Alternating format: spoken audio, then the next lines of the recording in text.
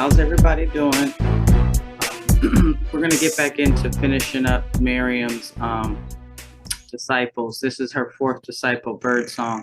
But I wanted to just come on and read this to what Miriam said about baptism. Because this is the mother, and I wanted to just let you guys hear what she says about baptism. She says, baptism is a ritual of consecration. Water is the symbol of purification in the new life, the cleansing of our sins of ignorance in the waters of forgiveness. So water is the symbol of purification in the new life, the cleansing of our sins of ignorance in the waters of forgiveness. If there be nearby a clean stream, clean, safe stream, I often use it for baptism, but behold, baptism is of no less spiritual power with pure sprinkles of unpolluted water. For lo, the ritual itself is symbolic of a spiritual truth. So regardless of the lake, stream, or sprinkles employed, that which is the true water of baptism is divine forgiveness. So the water symbolizes divine forgiveness. The waters of the baptism is divine forgiveness. Divine forgiveness is from the ocean of love and washes away guilt and other inner discomforts. So,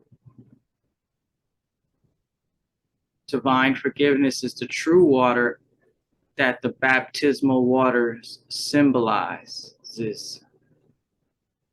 If sprinkles seem small, know that the ocean of forgiveness is without bounds. Okay, that is, I hope everybody got that. Now I'm going to go back to the beginning where we're at, so you can understand how she broke that down. All right, so this is out of the Holy Megillah, Nasarean Bible of the Essene Way. It's the New Testament, and this is where Miriam is initiating her disciples. So her fourth disciple, Birdsong, accepts the call to discipleship, and here's the story. Outside a village, Miriam and her 3 disciples met a woman who was crying. Behold, the woman had bruises on her face, arms, and legs. Miriam said, "Woman, why do you cry? And how did you get so many bruises?" The woman, whose name in our tongue means birdsong, replied, "Often my husband beats me because I will not submit to his will in all things. I do not want to live with him anymore. Yet in my village a woman may not leave her husband. Yea, it is the law of my people that a wife is the property of her husband. The property cannot leave the owner. But this property is tired of being beaten and wants to leave. I want to run away and become a spiritual woman, a servant of creation."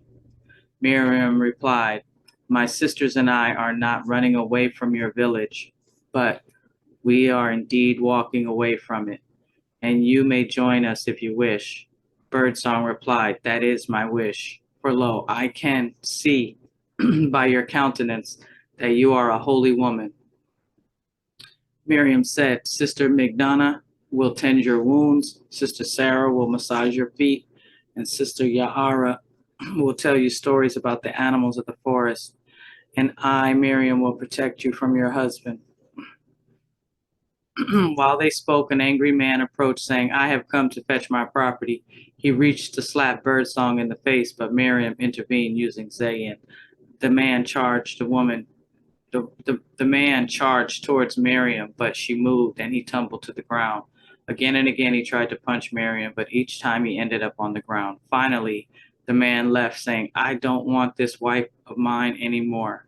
You can have her." He said, "I don't want that wife of mine anymore. You can have her." Miriam said to the woman, "We can take you to another village, or you can walk the world with us. Lo, the foxes of the field have dens, and the birds of the sky have nests, but my disciples and I have no beds other than the leaves of the forest, and no home but the all." Birdsong said, "I am called from within to follow you."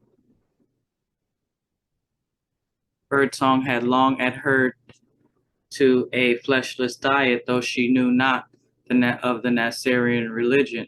Right away, Birdsong fell in love with the Holy Megillah and the Nasarean teachings. After a few weeks, seeing that Birdsong truly desired discipleship and was called to the life of service, Miriam initiated her. She was Miriam's fourth disciple. The only nearby stream was dangerous to enter due to slippery rocks covered with slimy moss.